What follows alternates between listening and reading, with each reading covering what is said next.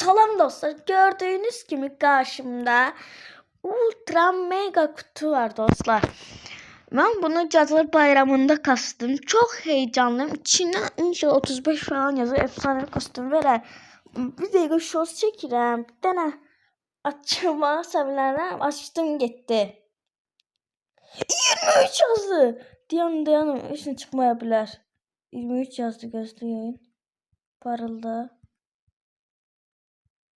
Parıldadı. Bastım.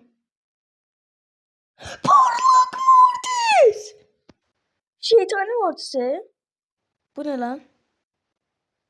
Aa, Sultan Karalı geldi. Daha 100 elmas çıkmağı yok idi.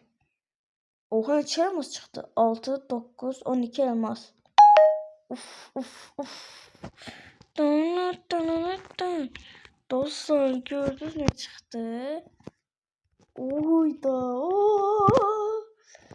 Turmayalı tulicine. Burada da bir tane hediyemiz olmaz. 5 kredi. Byron için. 146 elması. Neyse dostlar.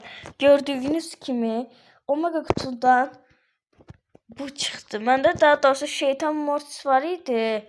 Şeytan Mortis vardı, bilenler bilir. Ama Şeytani Mortis başka cürdü.